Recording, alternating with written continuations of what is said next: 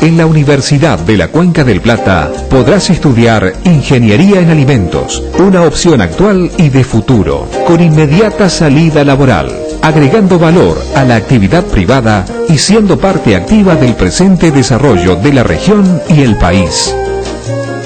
Estudiar cambia tu vida. Universidad de la Cuenca del Plata.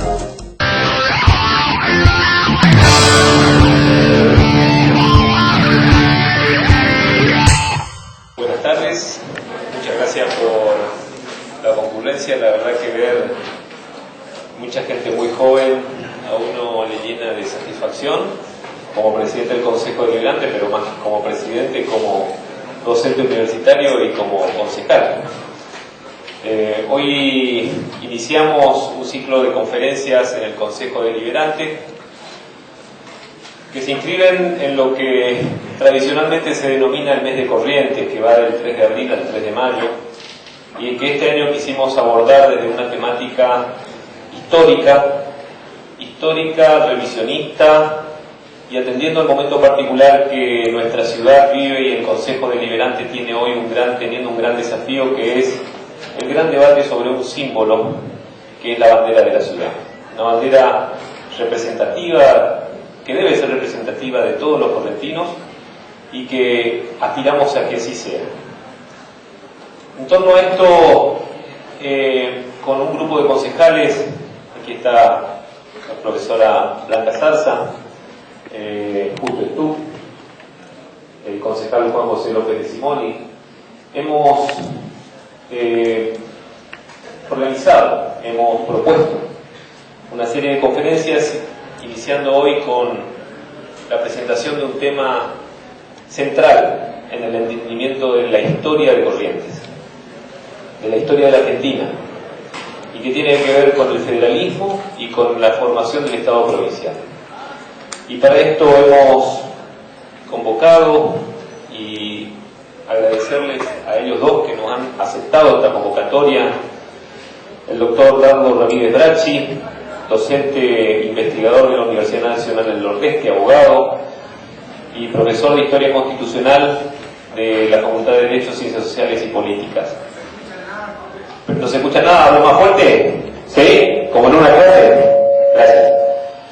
Y cuando le preguntaba hoy al doctor si quería extender en su currículum, me dijo, hasta ahí nomás, es suficiente. Yo creo que no, pero esto habla de la humildad que tienen estos dos docentes que hoy nos acompañan y que nos van a ilustrar esta cuestión sobre un tema tan trascendental, ¿no? Y a mi izquierda, no porque esto represente la izquierda, a mi izquierda, estas coincidencias no existen, doctor. A mi izquierda, Darío López Villagra, abogado también, profesor de Sociología del Derecho de la Facultad de Ciencias de Derecho, Ciencias Sociales y Políticas de la Universidad Nacional del Nordeste. Y podemos seguir abonando en títulos. Los dos son autores de numerosos libros que se editan en editoriales En Corrientes y Resistencia.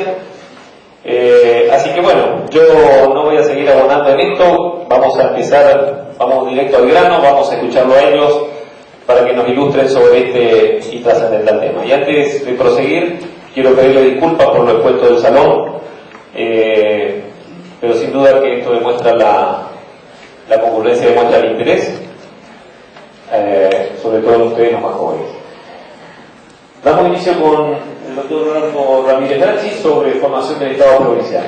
Y para poder ordenarnos el tiempo, doctor, 30 minutos, y luego el doctor López Villagra, y después proseguimos con algunas preguntas y debates si se puede desarrollar. Muchas gracias por la concurrencia.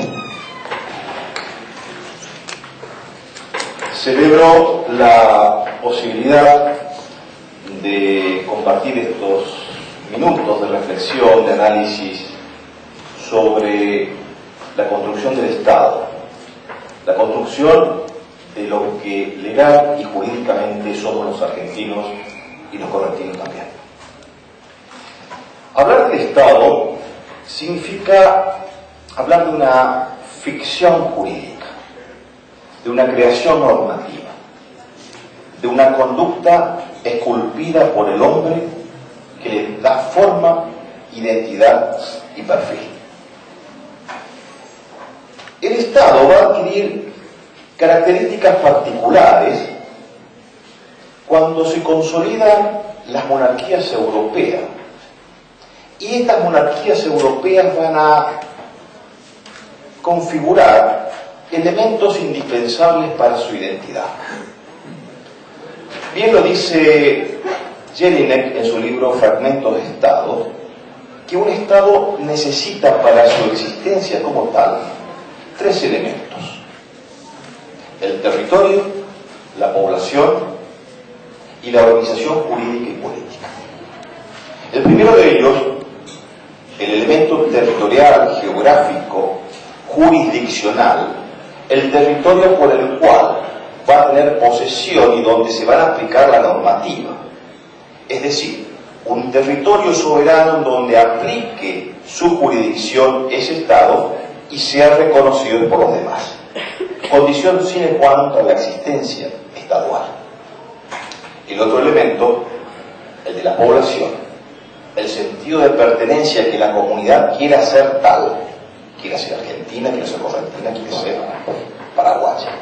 Un sentido de pertenencia e identidad, de querer ser tal cosa. Estos dos elementos lo configura Jelinek y también esboza Kelsen en Teoría del Estado como elementos fácilmente configurables. Rápidamente se adaptan a la evolución. Pero hay un tercer elemento, el de la organización del Estado a través de la normativa, de la ley, que es sumamente conflictiva. ¿Por qué? Porque es la comunidad quien se debe poner de acuerdo a fijar las pautas de cómo debería ser ese Estado. Su forma de gobierno, su forma de Estado, será centralizado, será federal, será unitario, será monárquico, será republicano. Estas condiciones conflictivas para la construcción del Estado, en nuestro caso particular, tanto para los argentinos como para los correntinos, no fue extraño ni fue ajeno. Padecimos estos momentos de conflictos para determinar la construcción del Estado.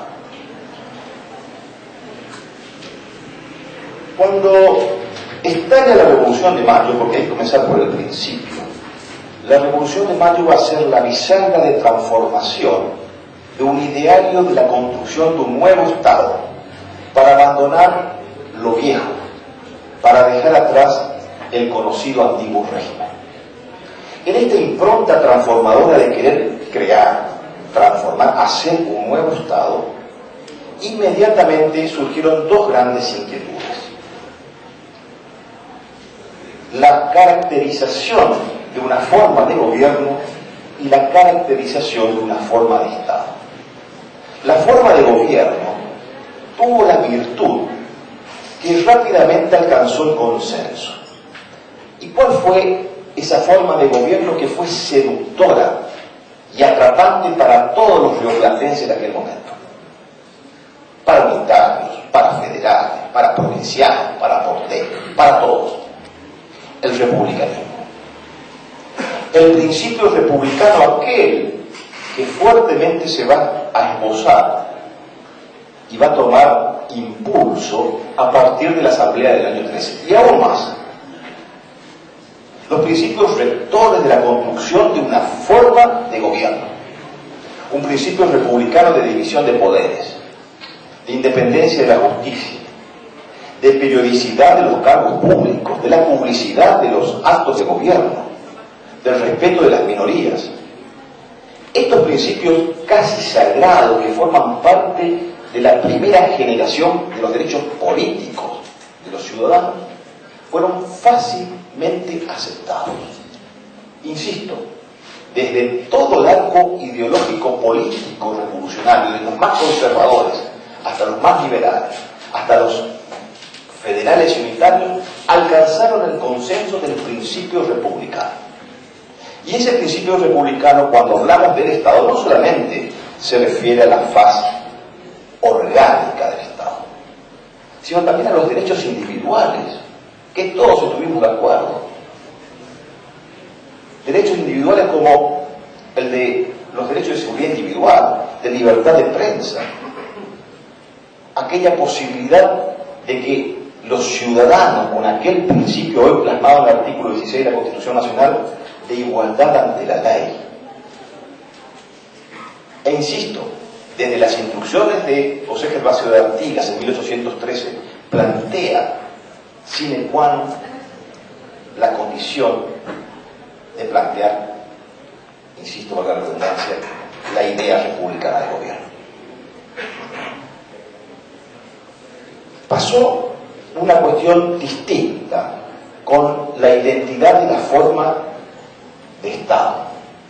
Porque el Estado, para determinar la forma de Estado, tiene que ver otros elementos que pueden ser republicanos o no, pero en este caso la forma de Estado tiene que ver con la centralización del ejercicio del poder o la descentralización del mismo. Es decir, en la forma de Estado podía ser, como lo fue en el Río de la Plata, de unidad del régimen o unitaria o descentralizada o federal. En este contexto, los pueblos rioplatenses comienzan a forjar su propia historia. Y voy a focalizar la reflexión en la provincia de Corrientes. Corrientes ha sido pregonera de los principios, tanto republicanos y federales, desde el mismo momento de su existencia como Estado. ¿Y cuándo emerge la provincia de Corrientes como Estado? Un 20 de abril de 1814. Dentro de unos días se cumplen 200 años de la provincia de Corrientes. Parece que una amnesia colectiva nos afectó a los correntinos y no queremos o no podemos recordar. Faltan pocos días para conmemorar el bicentenario de la provincia de Corrientes. ¿Y por qué decimos que Corrientes va a ser provincia a partir de ese instante? Comienza a ser Estado a partir de ese instante. Primero, Corrientes tenía un marco territorial dubitativo, fronterizo, pero tenía, primer elemento del Estado, había una jurisdicción correntina. Había una comunidad, había una sociedad que tenía un sentido de pertenencia, que se autodenominaba, y vemos en los censos de la época, donde se describía como país de origen Corrientes. Los dos elementos del Yénite perfectamente identificados, territorio y población. Pero faltaba el tercero, que comienza a tener identidad con la voluntad de las instituciones de Corrientes de querer ser soberanas, autónomas, sin dependencia de otro poder supremo. ¿Y cómo se manifiesta? Con un acta capitular. Va a ser el Cabildo de Corrientes del 20 de abril de aquel año que claramente va a manifestar su vocación de soberanía. Insisto y repito porque el término es textual: soberanía y autonomía. Con ese disparador de querer ser, de derechos, querer ser de garantías y querer ser de independencia. Este momento inicial, en 1814, va a terminar con otro proceso que va a ser con la perfección de la primera constitución, el primer reglamento constitucional que va a tener Corrientes en 1821. Y a partir de ahí, con esa formalidad constitucional, Corrientes va a ser soberana. ¿Y qué implica ser soberana? Tener la plenitud de todos los derechos como pueblo. A partir de entonces, a partir de la década de 1820, Corrientes comienza insistentemente a ser protagonista de los pulsos políticos del Río de la Plata. Corrientes va a ser una de las 4 jurisdicciones más importantes de la Argentina. Corrientes va a estar presente en la construcción preexistente de la Argentina, con los pactos preexistentes, con la participación política de aquellos hombres que no dudaron plantear la igualdad entre los estados provinciales. Si bien las provincias eran soberanas e iguales, no había condición para que uno tenga potestad y poder sobre otra. Y eso se le dijo a Buenos Aires. Eso se le dijo al puerto. Y Corrientes construye una identidad política y cultural en relación a esa lucha contra el centralismo. Equivocada o no. No soy juez de la historia para determinar si Corrientes procedió bien o mal. Simplemente estoy tratando de esbozar los esquemas por el cual y explicar las razones de por qué Corrientes tomó esa actitud.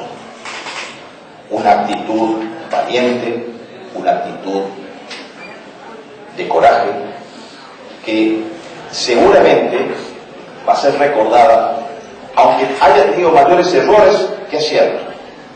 Pero esos errores y aciertos lo hizo por un convencimiento de sobrevivencia, de construir una identidad que no solamente buscaba una independencia, sino buscaba, esa es la virtud de Corrientes, no buscaba una independencia para independizarse de la Argentina y de las demás provincias del Río de la Plata, buscaba una independencia integradora, de formar parte del todo, pero con derechos. Ser parte de la Argentina, pero con soberanía. Ser parte de este nuevo Estado que se iba a crear, pero con convicciones propias de autonomía. Estas condiciones hicieron particular a Corrientes. ¿Por qué? Porque Corrientes, desde el siglo XIX, por su ubicación geográfica, se transformaba en un territorio de frontera. Parece extraño, difícil, pero el territorio correntino era un territorio de frontera. ¿Por qué? Por el río Uruguay y el Brasil, por el norte del Paraguay, que permanentemente disputó límites territoriales con Corrientes, y por el occidente del Chaco, el indomable Chaco, que no había conquista que valga. Entonces Corrientes era como la punta de lanza hacia el norte, que muchas veces actuó como vanguardia de Buenos Aires y otras como retaguardia. Corrientes eligió desde el mismo momento de la Revolución de Mayo la adhesión a la Junta de Mayo.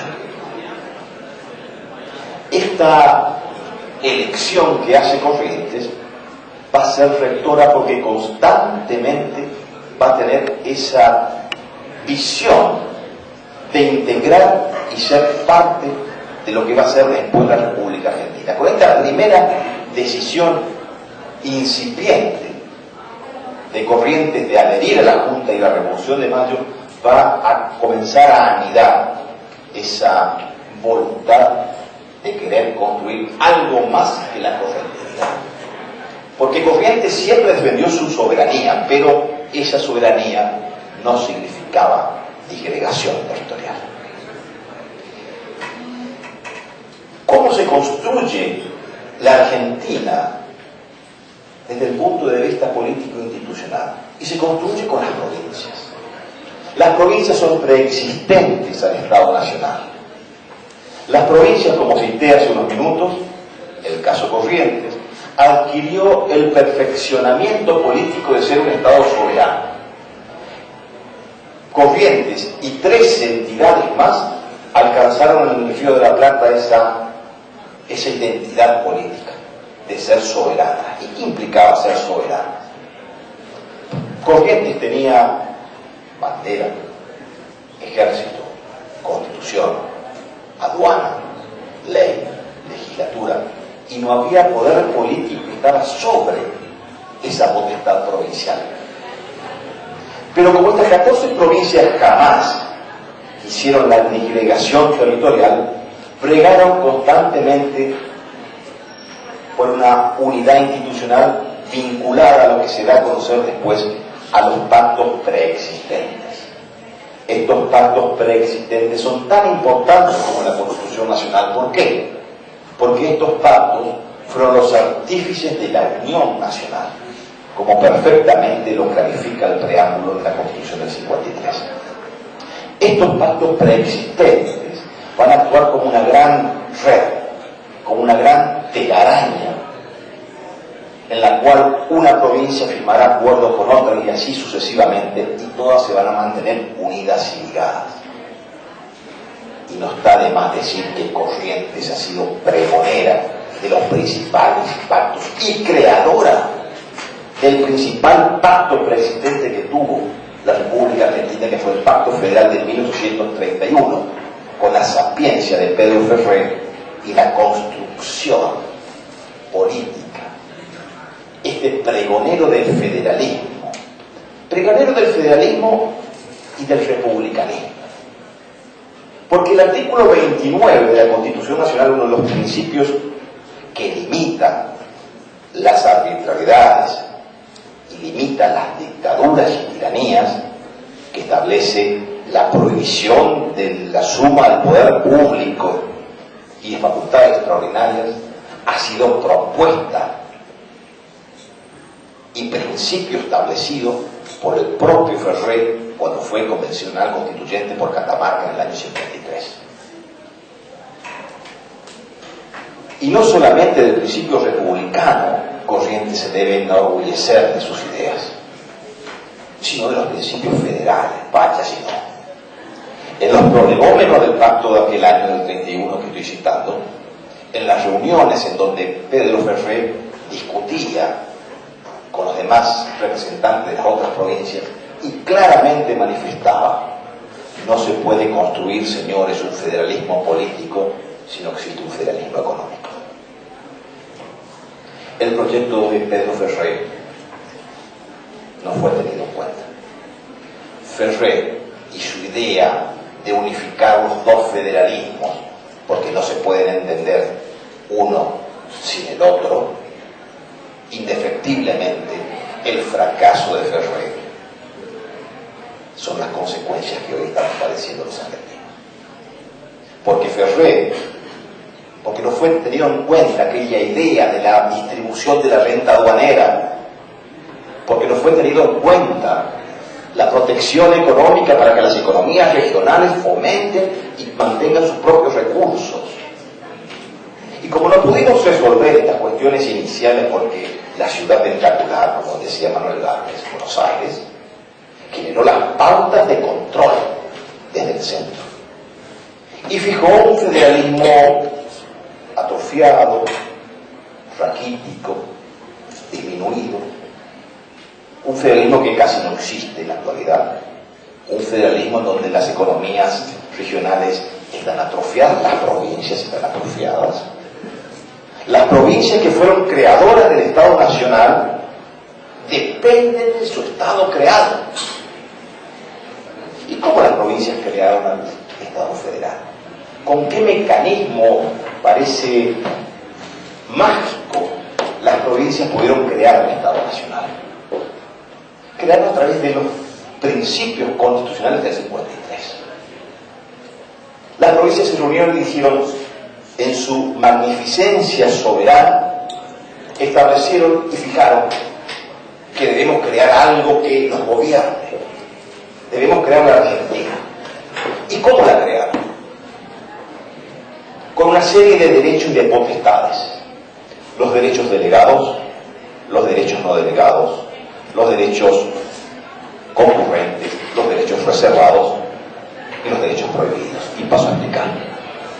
Las 14 provincias originarias fundantes de la Argentina, entre ellas Corrientes, que eran todas soberanas y todos tenían la potestad del manejo absoluto de sus derechos, dijeron y plasmaron y firmaron y renunciaron para toda su existencia de su soberanía, entregándole a la Argentina lo que se conoce y establece en el artículo 121 de la Constitución Nacional, los derechos delegados.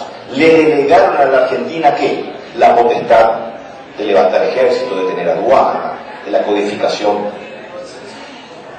de fondo, de legislación particular, del manejo de las aduanas.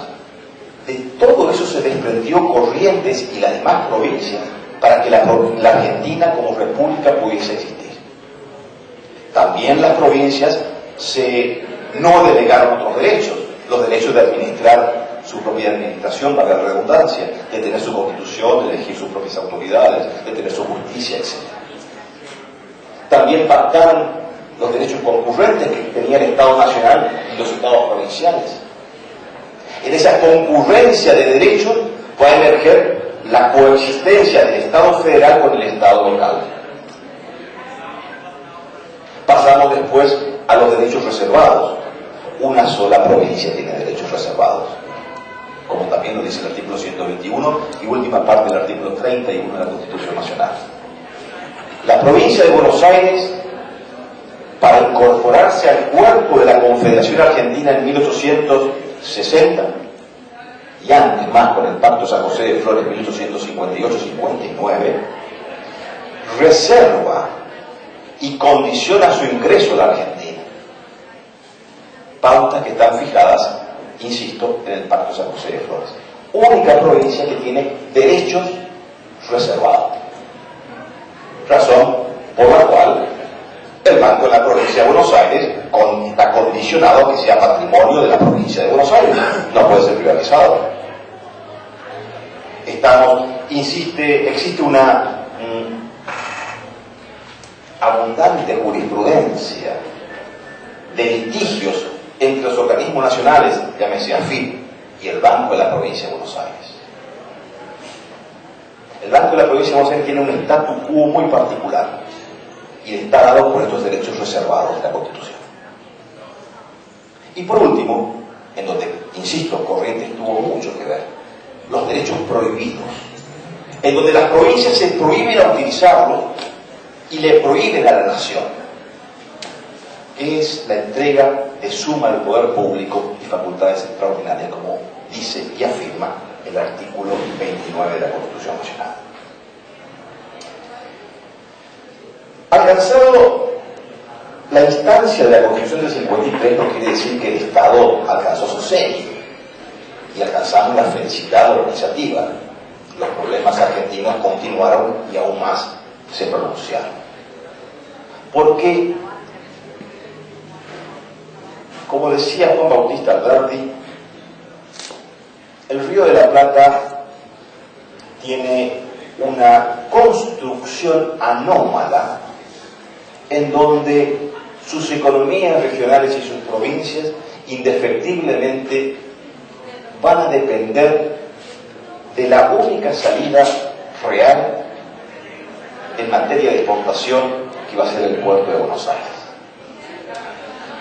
El Río de la Plata va a tener la condición muy particular de un embudo, como decía Alberti, en donde todas las economías, para poder exportar, poder tener recursos genuinos y propios, van a depender de ese puerto único. No había otro puerto.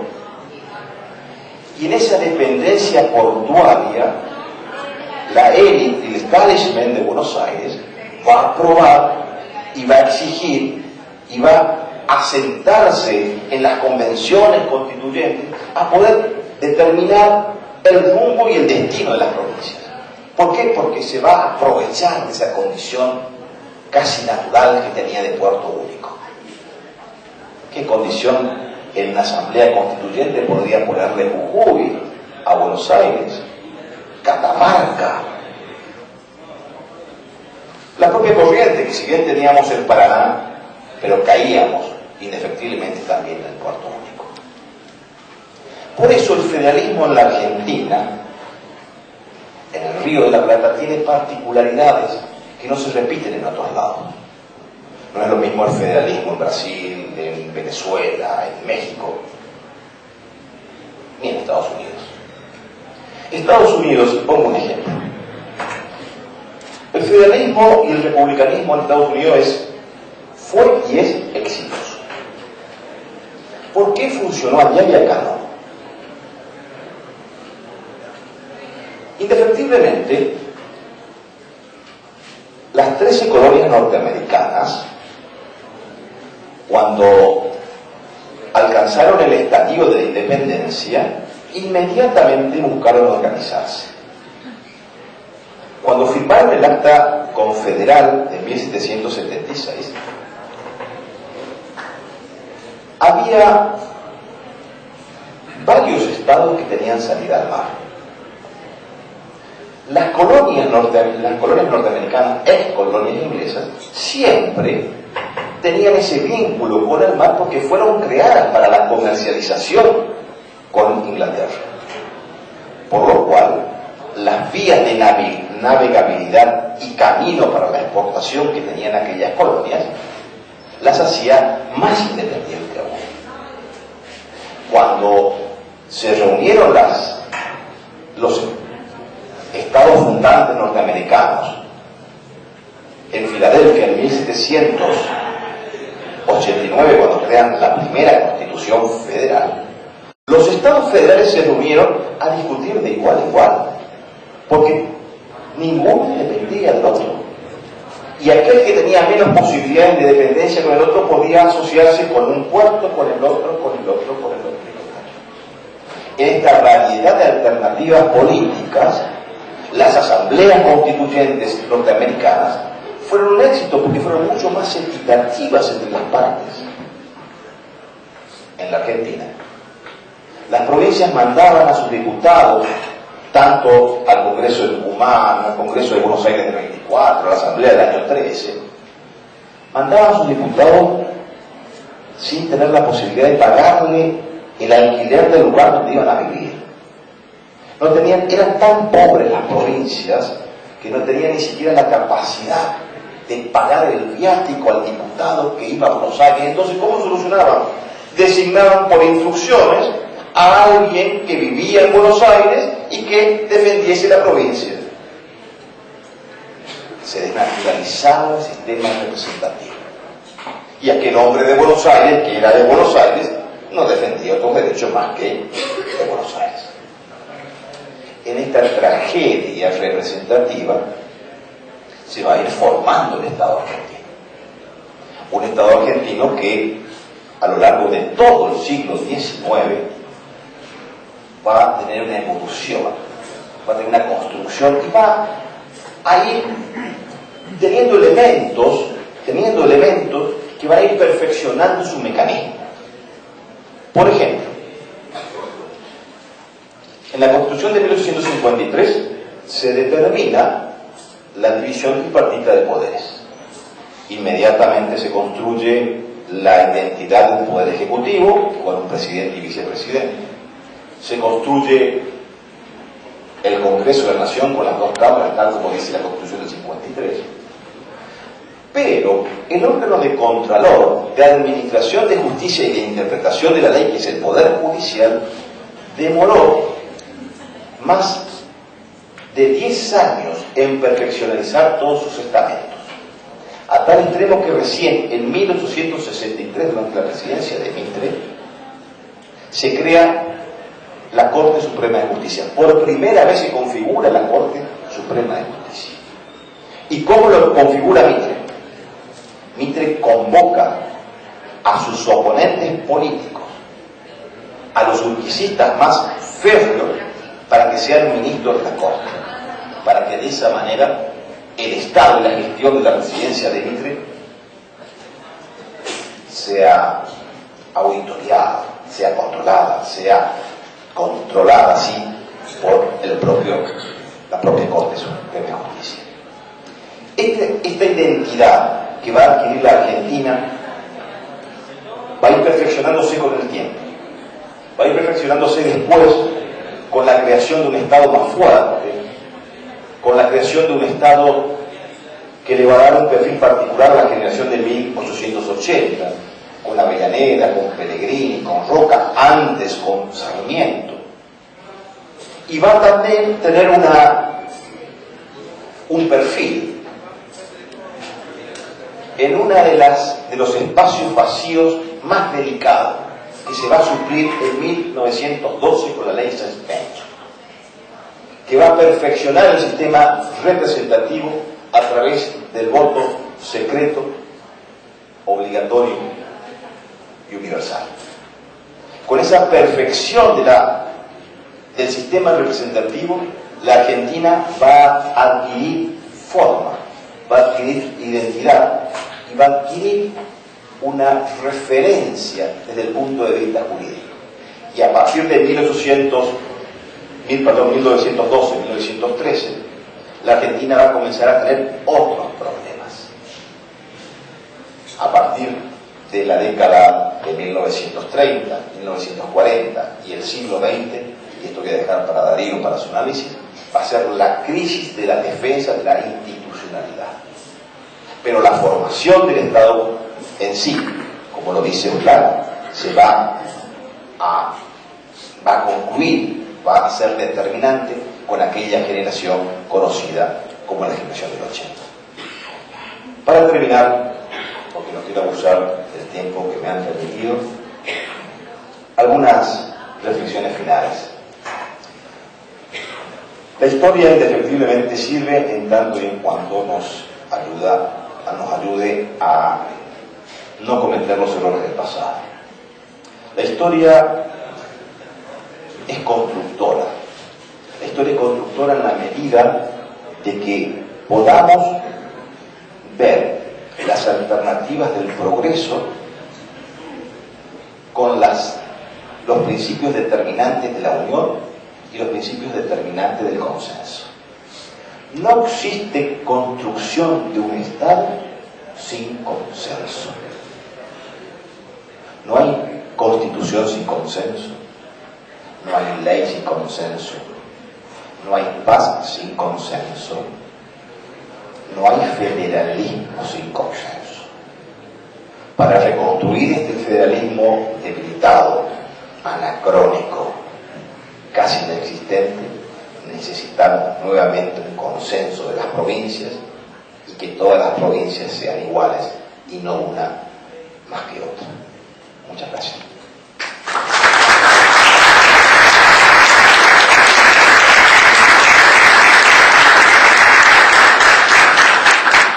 Gracias, doctor.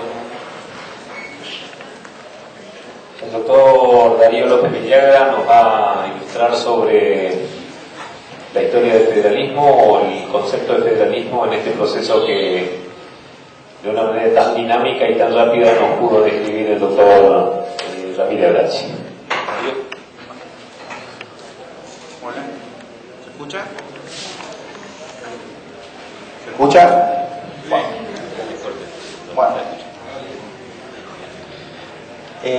Primero quiero agradecer a los que han organizado esto, al profesor López Simoni, profesor también de la universidad, investigador, al profesor Zarza, al doctor Utotú, acá al señor presidente, que siempre para quienes estamos dentro del mundo de la academia es un tremendo honor estar dentro de un ámbito político, poder salir de las aulas y poder un poco transmitir nuestras investigaciones y nuestros conocimientos que siempre están sujetos a continuo replanteo.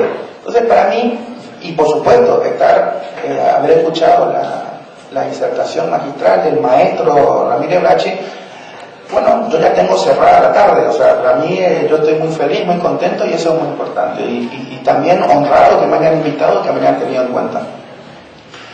Bueno, mi planteo sobre Corrientes, en realidad, no empieza hacia atrás, sino empieza de adelante. Es decir, yo siempre le digo a los muchachos en el curso que cómo se piensa Corrientes, porque es todo un desafío pensar Corrientes, es complicado, difícil. Entonces uno dice, Corrientes está en un continente periférico, dentro de ese continente, en un país periférico, y dentro de ese país periférico está en una de las tres zonas más pobres del país. Las tres zonas más pobres del país son el nordeste, el conurbano y el nordeste. Y dentro del nordeste es quizás una de las provincias más pobres del nordeste. Ese es el contexto de Corrientes. Hay que pensar por ahí. Y por la duda, si alguien, digamos, está pensando que nosotros estamos viviendo en una superprovincia, y bueno, podemos invitarle a que dé un paseíto por el entorno de Corrientes para ver la cantidad de villas que hay en Corrientes y la cantidad de comprovincianos que le están pasando mal, gente que no tiene servicios, y sobre todo empresas de una marginalidad Porque hay algo que yo no me canso de repetir, que la pobreza no es que es mala, es moral. Entonces, a partir de este presente incómodo, porque a mí me incomoda, porque yo tengo un altísimo compromiso social con esta provincia, porque he nacido aquí y creo y pretendo morir aquí también, no puedo estar tranquilo en ver todo eso. Es decir, esta es una provincia pobre donde hay gente que la pasa mal y hay cuestiones no resueltas a lo largo del tiempo. Entonces, ¿qué ocurre en términos prácticos? Si yo estuviera en Suiza, que siempre les suelo decir a los muchachos, si estuviera en Suiza, yo tendría que estudiar de qué manera las generaciones anteriores me han dejado un super país donde yo puedo inclusive hasta no trabajar y tener un subsidio del Estado y está todo bien. ¿Sí? Gracias a las anteriores generaciones que me han dejado uno de los países más ricos de la tierra. Pero yo vivo en Corrientes. Esto no es Suiza. Estamos lejos. Es más, estamos lejos de otras provincias de Argentina. No es necesario ir hasta Europa ni a Estados Unidos para comparar a Corrientes, sino Corrientes está lejos de los índices de crecimiento, ya no hablo de desarrollo, de crecimiento de otras provincias. Entonces, Corrientes es una provincia que duele. Y no duele en términos de, bueno, acá faltará un poco de asfalto, Corrientes no hay vereda, no, esas cosas parecen hasta frívolas, sino que realmente hay vastos sectores que tienen necesidades elementales, desde la alimentación, el abrigo y la vivienda, son los tres elementales. El problema en muchos barrios no es si cambiamos el auto este año, sino a ver de qué manera podemos hacer frente a un conjunto de déficit que se vienen arrastrando de manera hereditaria, que es tremendo. El tema de la vivienda acá en Corrientes es tremendo. Entonces, yo intenté hacer un viaje histórico a ver cómo se puede entender esto, porque a ver cómo se entiende esto. Porque claro, uno lo escucha al doctor Ramírez Brachi y parece que hay una provincia gloriosa, una provincia que despierta muy temprano, que es pionera, que dicta su constitución un poco después, no más que Santa Fe. ¿Y qué pasó? Pero hoy Corrientes no es eso. Corrientes es una ciudad, mejor dicho, una ciudad pobre, en donde en la ciudad hay una altísima concentración de pobreza. Es más, la ONU, que tiene ese famoso índice tan interesante que el índice de desarrollo humano, a Corrientes le da de una manera tremenda, un índice de desocupación. Bueno, lo que viven acá entendemos de qué estamos hablando. Entonces, parte del compromiso social en los intelectuales, los académicos, tiene que ver con dar respuesta razonable a todo eso. Tiene que ser así. Entonces, yo hice un viaje hacia el pasado, hacia esa segunda mitad del siglo XIX, que también describió el doctor Ramírez Brachi. En esa segunda mitad del siglo XIX, es decir, a partir de 1850, 1860, en Corrientes se forman dos partidos políticos que coincidentemente son los dos partidos más viejos del país. Hasta en eso fuimos pioneros. Los dos partidos más viejos del país son el Partido Liberal y el Partido Autonomista. Esta gente, los partidos, en realidad hay que verlos como que detrás de los partidos eran conjuntos de familias, eran familias que se ponían de acuerdo frente a otras familias que estaban del otro lado, familias que apoyaban al Partido Autonomista y familias que aportaban al Partido Liberal. Ahora, ¿por qué esta gente, estas personas, deciden meterse en política? La mayor parte de esta gente son familias tradicionales, es decir, familias relacionadas fundamentalmente con la explotación ganadera, que era la explotación, más importante de Corrientes, y algunas también con cierto linaje de venir relacionadas con familias españolas, propio de la época colonial. Ahora, ¿por qué esta gente decide agruparse dentro de un partido político? Hay alguna razón importante. Lo fundamental era el control del Estado. ¿Y para qué quiero yo controlar el Estado? Detrás del Estado está el mantenimiento de un conjunto de privilegios que estas familias estaban muy interesadas en mantener. Porque el Estado así en esa división tripartita del siglo XVIII de Montesquieu, bueno, el Estado visto como por ejecutivo, legislativo y judicial. Necesitaban controlar el poder legislativo, evidentemente. ¿Por qué? Para que no se filtrara ninguna reforma agraria, es decir, mantener los espacios latifundistas que eran propios de los terratenientes que explotaban la ganadería. Y tendrían que controlar sí o sí el poder judicial, para que no haya un juez enloquecido que genere privilegios a otros sectores. Y el poder ejecutivo era fundamental también, porque con eso se permitían privilegios económicos. Entonces el Estado era fundamental, la apropiación del Estado era fundamental para generar privilegios para sectores sociales, determinados sectores sociales. Entonces, en la arena política, estos dos partidos se disputan el poder, que el poder entiéndase cómo tomar el Estado. Y van a luchar, y se van a matar, y van a tener grandes confrontaciones. Ahora, hay un momento en donde existe lo que yo bauticé el federalismo auténtico épico. Es decir, hay un momento en que Corrientes, como lo explicó el doctor León Ramírez Bracci, hay un momento en que Corrientes parece ser que tiene un conjunto de gestas heroicas, como el caso de Pago Largo, Verón de Estrada, en donde Corrientes, en ese momento recuerdo que casi cada provincia tenía su ejército, lleva su ejército a defender sus derechos, porque el federalismo en cierta medida es la relación entre el territorio y el poder, ¿no? De qué manera el territorio se distribuye el poder. Y por supuesto que muchas veces Corrientes fue perjudicada por los gobernadores de Buenos Aires, que eran los que controlaban la aduana. Entonces Corrientes muchas veces tuvo que levantar su ejército y a luchar contra Buenos Aires. Es un federalismo auténtico, un federalismo épico. ¿Por qué épico? Porque encierra la idea de que hay personas que tienen una visión de esa construcción del Estado, pero también una visión de la sociedad, y también creen que necesitan recursos para poder generar un ambiente, una sociedad más o menos justa en esta zona del mundo.